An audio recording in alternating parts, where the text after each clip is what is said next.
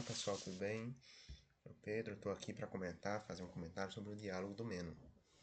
Um diálogo platônico, em que alguns personagens, dentre eles, 4 personagens, dentre eles os principais, Sócrates e Meno. Sócrates já é bem conhecido e Meno é um grande retórico. É um sujeito que tem grandes habilidades retóricas, foi aluno de Gorgias, né? É um diálogo sobre a virtude, mas que tem grandes implicações sobre a teoria do conhecimento, né?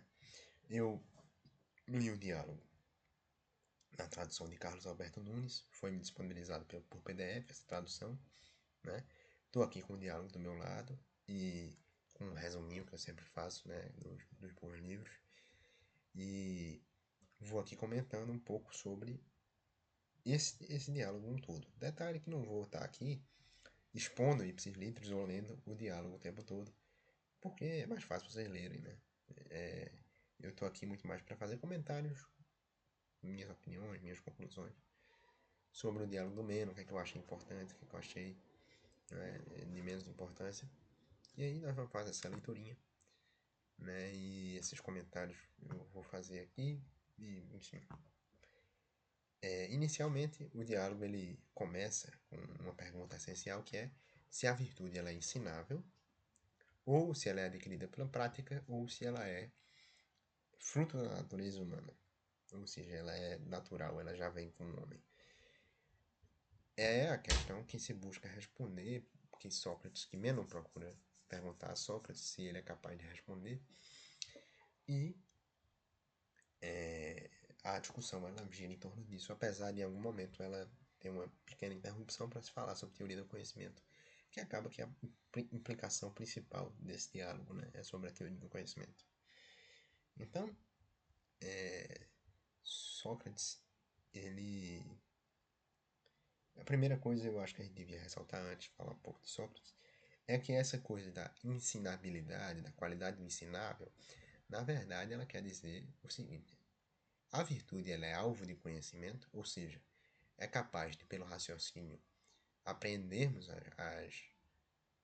as características e qualidades que se deve desenvolver para ser virtuoso. É possível que só pelo raciocínio sejamos virtuosos, ou é necessário outra coisa?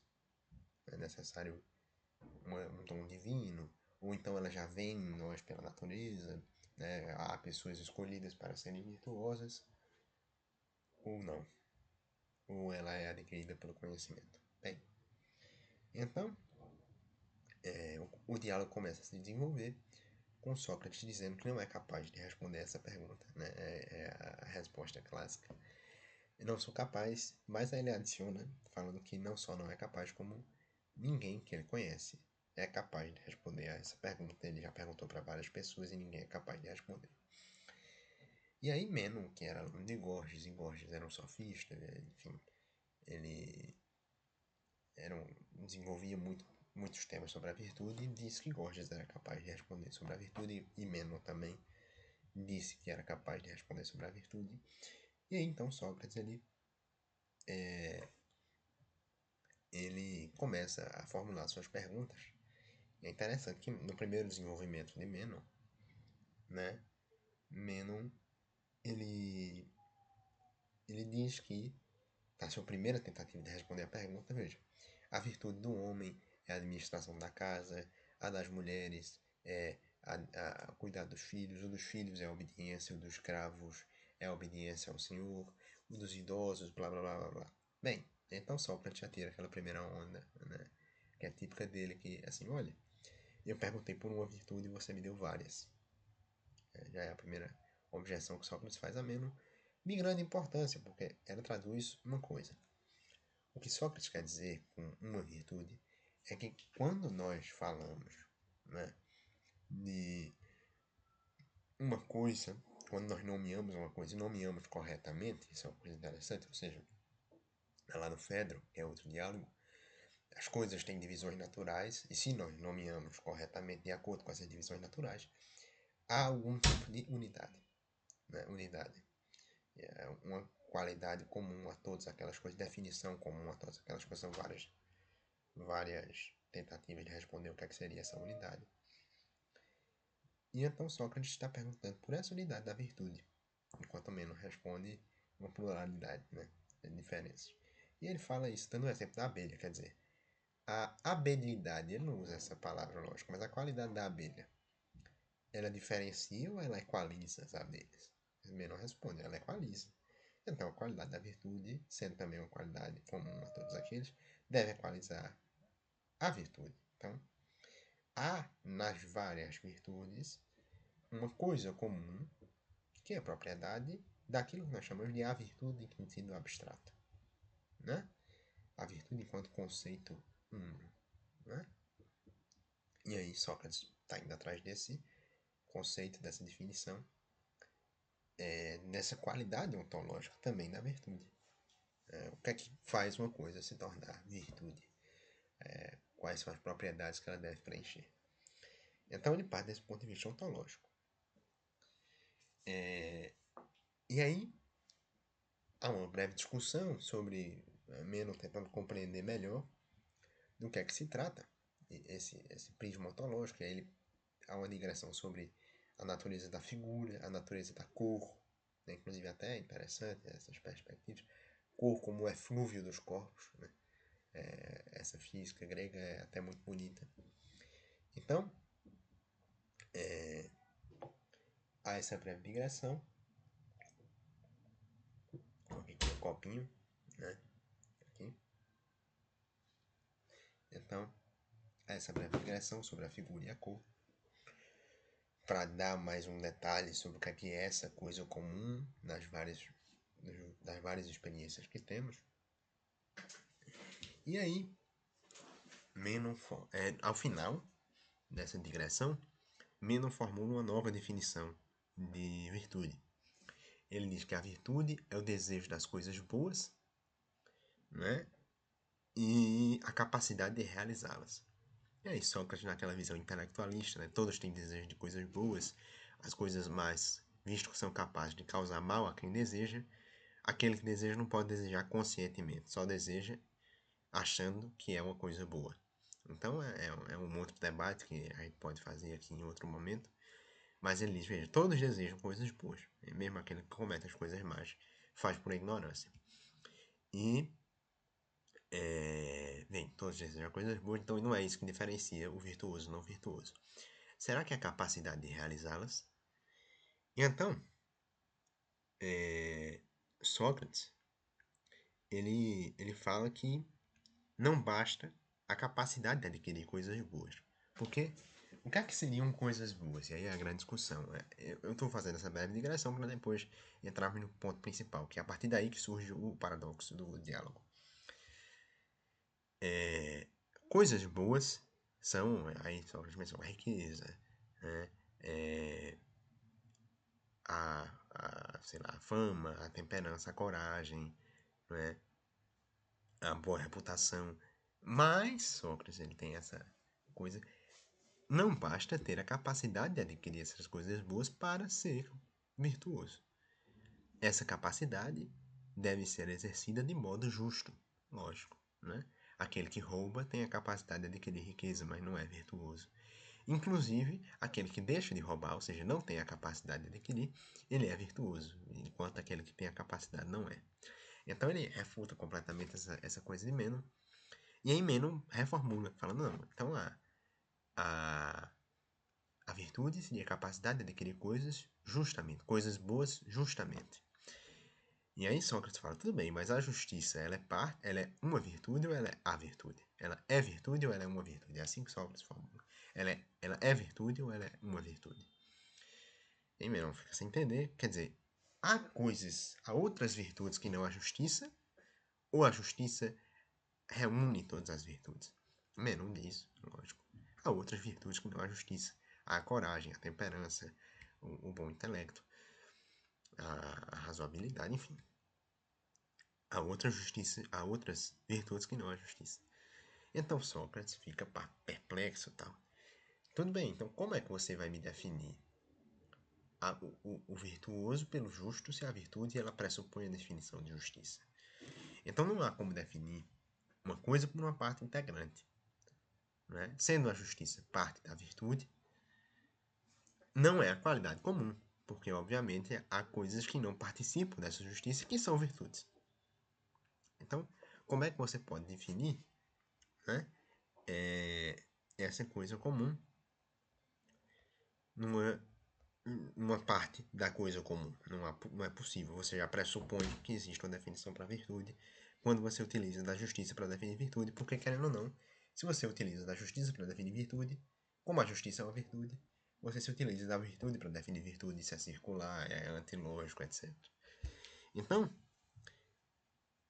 fica assim um paradoxo. Quer dizer, se eu tenho que descobrir no início, mas eu não posso usar de partes, que eu tenho algum conhecimento. Tenho que descobrir a virtude do início. Não posso me utilizar de partes. Aparentemente a gente não sabe nada, porque quando eu falo de coisas boas, capacidade para adquirir, Sócrates me retruca de uma forma, né, impossível de responder. Então, chega assim um grande paradoxo. E aí é o ponto fundamental do diálogo, é o extraordinário. Que Menon ele fala assim, veja só Sócrates, no 80 eu vou lê-lo aqui na íntegra, né, no 80 se eu não me engano. Antes disso, né, só um detalhe para fins de, enfim, gozo próprio. Ele no 80A fala que Sócrates se assemelha a uma tremélga, né, que é um peixe que deixa todos entorpecidos, né, sem saber direito, fora de senso. E ele fala, não, Sócrates, antes de discutir com você, eu sempre tive essa, essa qualidade, essa capacidade de discutir sobre virtude, mas quando eu comecei a discutir com você, parece que acabou tudo. Eu me sinto entorpecido como um tremel. Eu acho que você tem essa qualidade. E aí, enfim, Sócrates é sempre um pouco elogiado, mas é interessante isso, né? Essa coisa da descoberta da ontologia, dessa propriedade comum, né? Ele se achou tão capacitado para discutir sobre virtude quando foi discutir efetivamente o que é que era, não sabia. A pergunta mais basilar. Também por isso Sócrates era tão odiado, né? Quem é que não vai odiar um cara que chega e bota você em dúvida e você fica sem saber o que falar, etc. E faz isso com todo mundo, né? Vamos falar a verdade, Sócrates era um cara que incomodava muita gente. E era um cara muito chato. Mas assim, foi necessário. Bem, e aí no 85, no 80 foi no 85 não, 80 na simbologia dos diálogos platônicos, Menon ele fala, depois ele falar, ele fala um pouco sobre, enfim, sobre esse comentário da Tremelga e tal. Menon ele fala assim, e ele fala para continuarmos a discussão, de que modo, Sócrates, te arranjarás para procurar o que não sabes absolutamente o que seja? Das coisas que desconhece, qual é a que te propões procurar? E se porventura vieres a encontrá-la, como poderás saber que é ela, se nunca a conheceste? Então isso é uma coisa assim inegável. Então veja, vamos lá, vamos analisar essa proposição inicialmente, as dimensões dela. Primeiro, de que modo te arranjarás para conhecer o que não sabes absolutamente o que seja? Ou seja, uma pergunta acerca do método. Então, quer dizer, se você não sabe absolutamente o que é, como é que você vai fazer, por exemplo, testes empíricos? Você vai testar o quê? Para quê? Como é que você vai saber se deu certo ou se deu errado o método? Portanto, qual é a formulação dele? Você formula um método sabendo que se ele der um resultado, dá alguma indicação. Mas como é que você vai formular se você não sabe absolutamente nada sobre a coisa? Né? Deve haver algum conhecimento da coisa anterior. Pergunta metodológica, dimensão metodológica. Como é que você constrói uma forma de conhecer? Se é por diálogos, se é por testes experimentais, se é por puro raciocínio. Se você não conhece absolutamente nada da coisa e se é por qualquer um desses três, como, a partir desses três, você vai fazer essa investigação? Né? Principalmente para temas, né, enfim, da filosofia. Como é que a gente vai discutir virtude? É historicamente? É apodicticamente? Bem, como a gente vai operar Essas coisas a gente não sabe nem o que é. Absolutamente. Nós não temos nenhuma ideia. Né? Que é o caso deles na virtude. Meno deu várias ideias e deu errado tudo. Então como é que nós, sem termos ideia, nós vamos, sem termos uma ideia certa, né? Nós vamos procurar. Não há como. Segundo, das coisas que desconhece, qual é a que você procura? Ou seja, até para você formular o objeto da questão, quer dizer, eu quero procurar sobre, sei lá, vamos dizer, sobre a virtude, sobre uma cadeira. Mas se eu não sei o que é uma cadeira, o que é que exatamente eu estou procurando? Quer dizer, você fica num estado de aporia que você não sabe nem para onde começar. O que é que eu estou procurando? Às vezes, para você conhecer alguma coisa, alguma propriedade, a ensinabilidade da virtude, é necessário conhecer o que é virtude, senão você não conhece a propriedade. Isso é outra coisa, postulado fundamental do Meno. Quer dizer, não dá para conhecer se a virtude é ensinável ou não, se nós não conhecemos a natureza dessa virtude. Né? Lógico. Então, se eu não conheço a natureza da cadeira, como é que eu posso saber alguma coisa? Se eu não conheço a natureza, como eu posso saber essa natureza? O que ela é? Onde é que ela está? Né? E a terceira é muito parecida com essa segunda. Quando eu achar essa cadeira, como é que eu vou saber se é ela? Aí é onde está fundamental. Quer dizer, se você.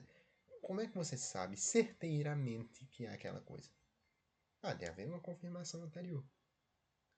Né? Então, é esse paradoxo do Menon que se tenta desconstruir no diálogo socrático. E como é que se tenta desconstruir? Por meio da teoria da reminiscência, que a gente vai tentar explicar aqui, mais ou menos, como é que ela se opera.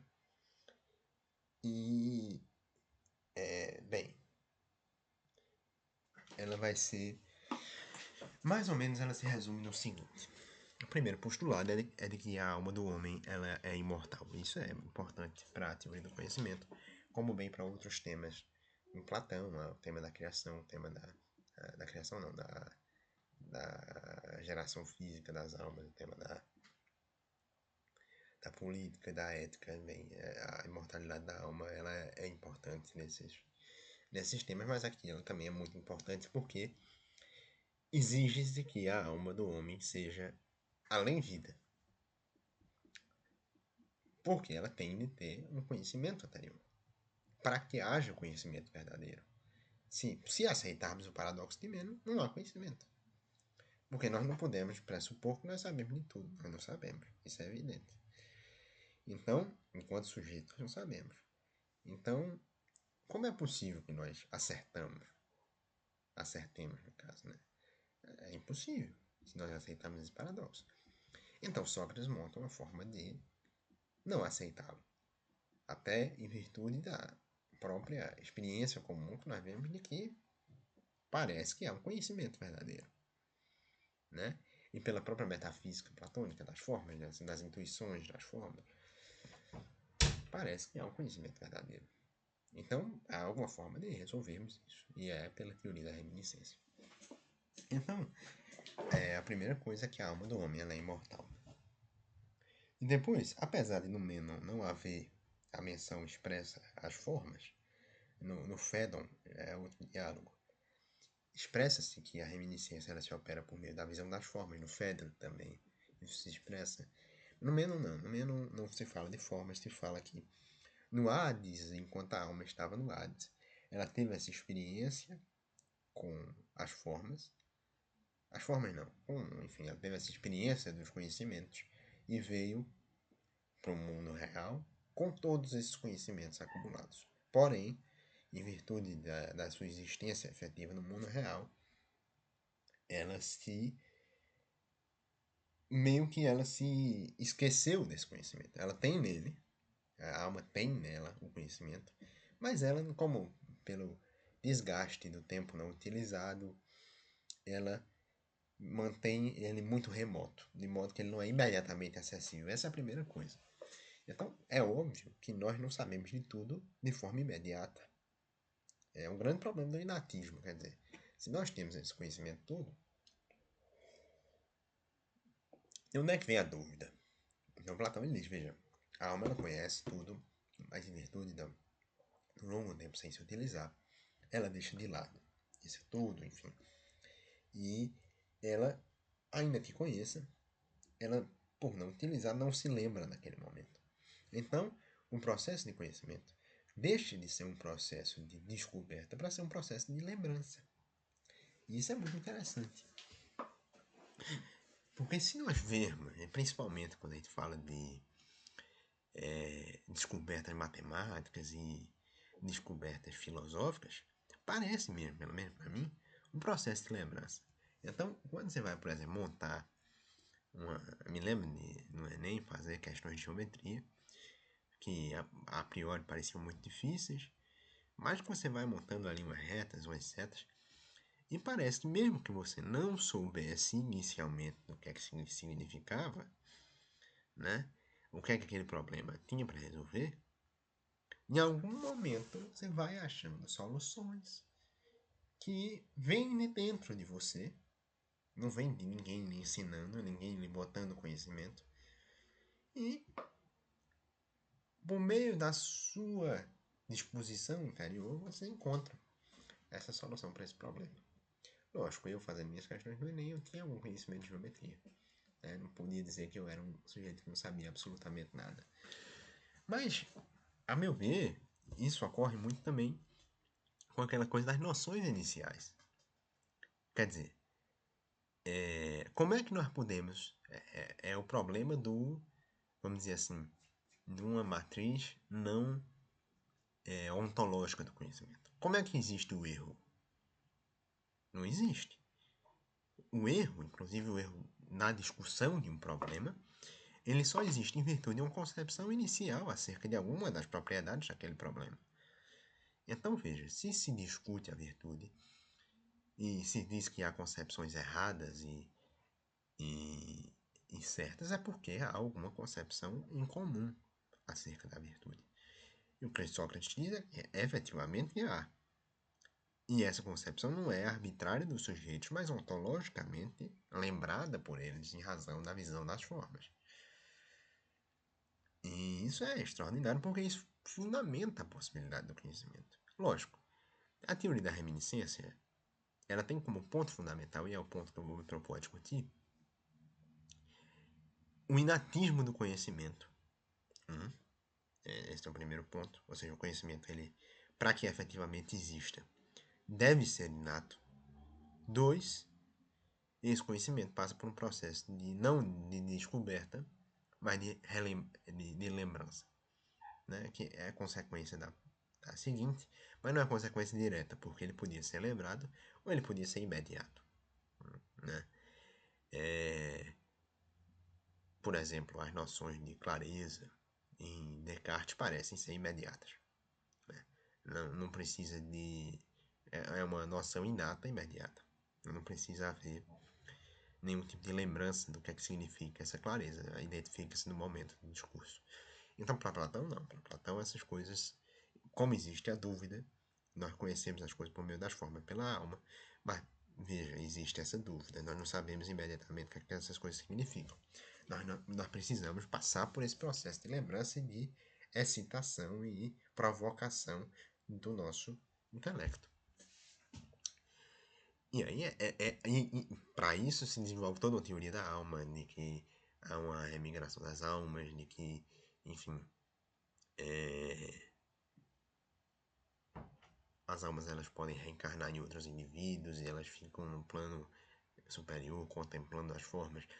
Isso é uma parte da teoria que é descartável, por evidente, porque, enfim, é uma parte até mística e tal, que tem muito a ver com a religião da época, a religião grega.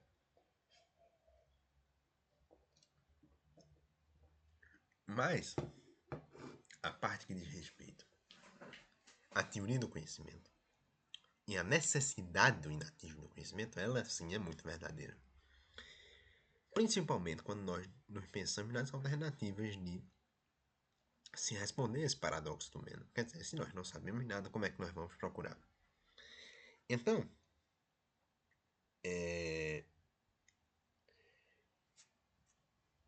por exemplo, algumas discussões interessantes.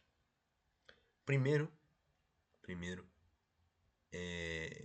uma discussão de natureza. Vamos levantar algumas discussões interessantes acerca dessa necessidade do conhecimento inato. Primeiro, uma discussão acerca da...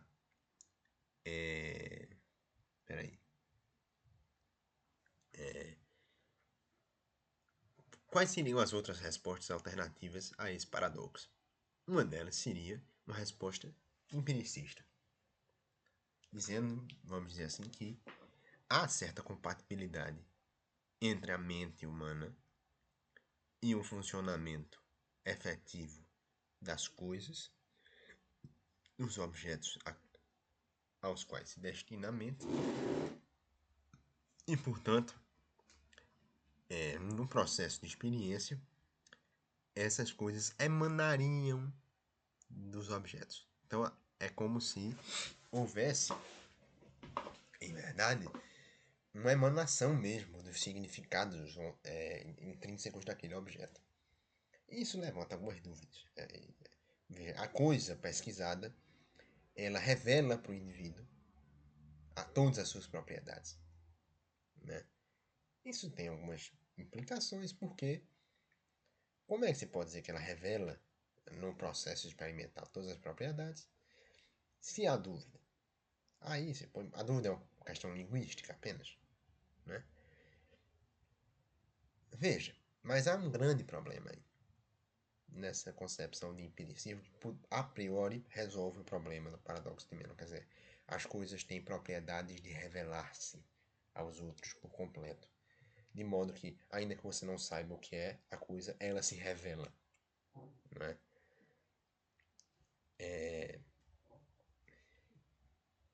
Há certas coisas que não são reveladas pela experiência, mas são pressuposto da experiência. Isso se discute muito no Fanon. Então, quando nós falamos, por exemplo, e aí vem aquela noção das formas. Né? Quando nós falamos, por exemplo, da igualdade, da forma da igualdade. Primeiro, há igualdade no mundo físico experimental? Não. Há no máximo semelhanças, mas não há igualdade. Então, por quê? A igualdade pressupõe ser a mesma coisa, a mesma idade, vamos dizer assim. Não é igualdade. Vejam, se eu tiver um copo na linguagem corrente igual a esse, né? Igual a esse aqui, não será o mesmo, porque estará em outro local, terá um estado de conservação diferente, estará, talvez, se foi construído em outro tempo. Então não tem a mesma existência desse copo. Não é igual. É semelhante. Então como é que nós chegamos à noção de igualdade? Se a experiência não nos mostra essa noção. Nos mostra diferenças, em verdade. Então, como é que nós entendemos a igualdade se a experiência nos mostra apenas diferenças? Né? Elas mostram igualdade no máximo em relação a algumas coisas, mas mesmo assim não é igualdade. Há uma diferença. Então ela nos mostra aproximações a essa coisa. Mas como é que nós percebemos a igualdade? Se nós não conhecemos. E se não percebemos a igualdade, perceba, não há como nós termos experiência. Porque, veja, se é como eu digo, e as coisas empiricamente revelam-se a si mesmas, primeiro, não haveria dúvida, porque, veja, você viu uma coisa e ela revela a si mesma, bem, você já completou o processo de experiência. Não é assim que ocorre. Se for, por exemplo, veja, nós experimentamos várias coisas, vimos vários exemplares, num processo de conhecimento. Nós vimos que ele tem correspondências e nós concluímos acerca daquela existência daquela coisa. Há séries de problemas relativos ao paradoxo de Menon quanto a isso. Quer dizer, para você concluir acerca de certas qualidades, você tem que ter noção dessas qualidades. Né? Que essas qualidades efetivamente existem. Se você não tem noção delas, como é que você pode dizer que elas existem? É outro problema. Mas, bem, vamos dizer que esse problema está sanado. E se faz a partir desse método da empíria. Mas, veja, para isso você precisa ter noção da igualdade.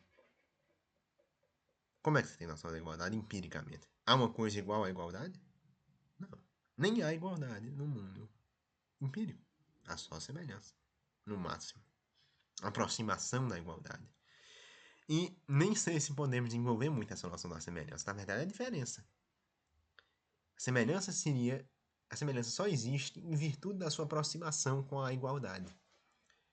Que é forma que nós não conhecemos, porque, pelo menos empiricamente, não conhecemos.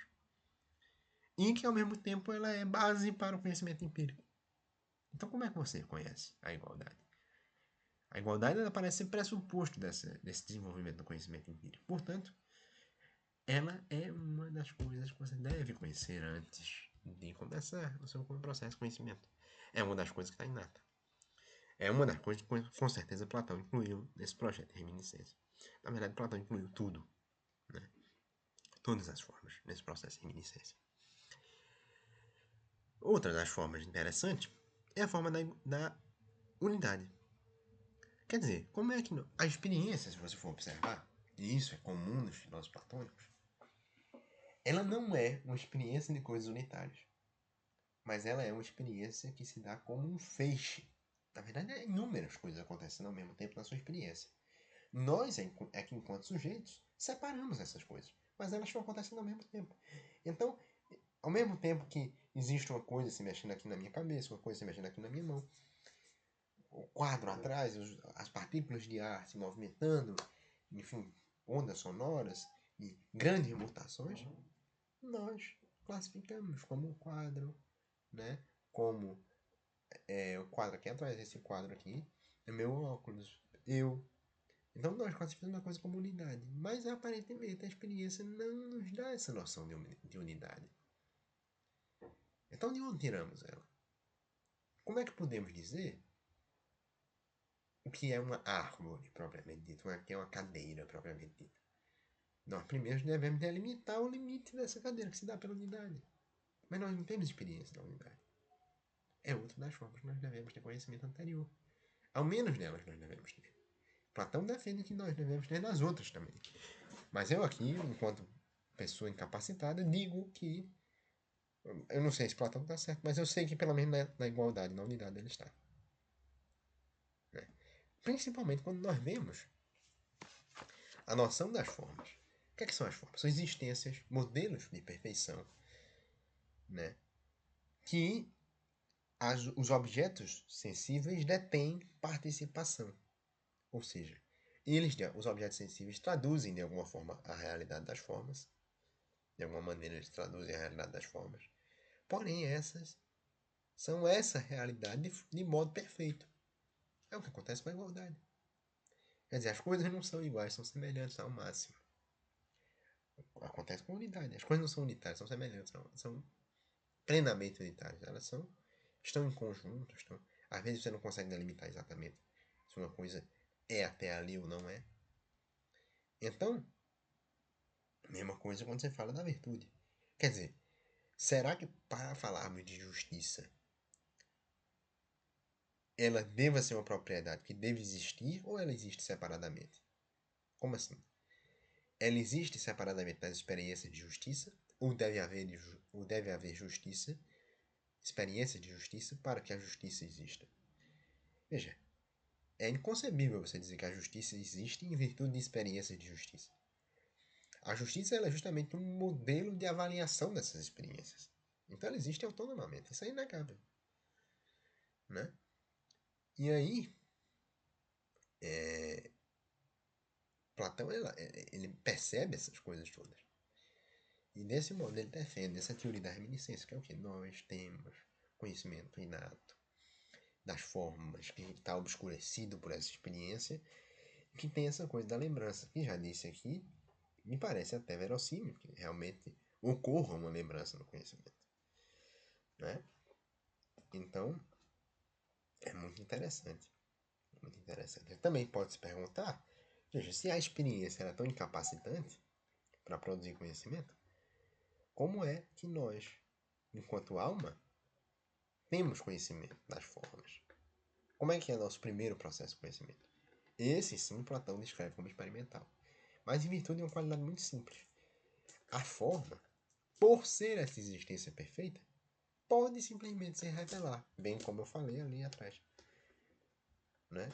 Só que os objetos sensíveis, por traduzirem essa coisa mutável, de existência incerta, que não são plenamente delimitáveis racionalmente, eles não podem traduzir essa qualidade de revelar a si mesmo, porque não há um si mesmo para revelar.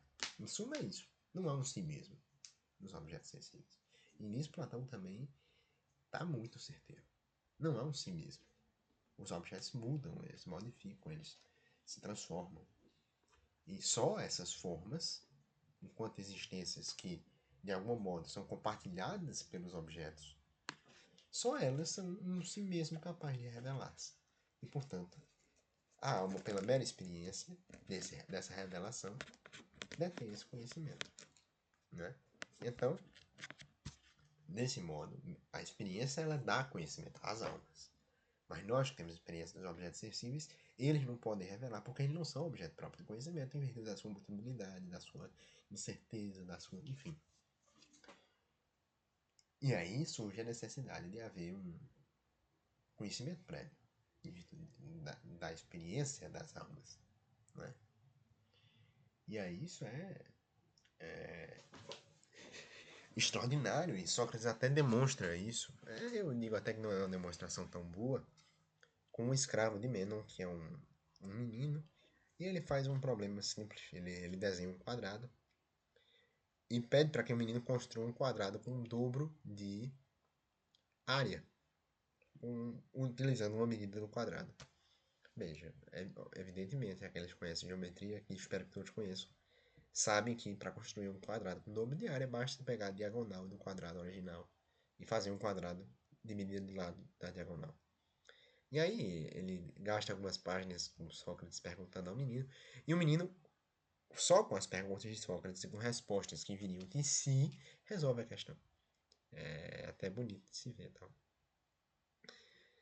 E aí se chega à resolução dessa questão do Menon. Ou seja, é necessário conhecimento anterior, é necessário uma prévia noção, é necessária essa noção de vista, de experiência das formas. Né? Quer dizer, para mim é muito necessário, para mim é muito imprescindível essa noção. Depois de ler Platão, Platão é um autor extraordinário, recomendo a leitura para todos.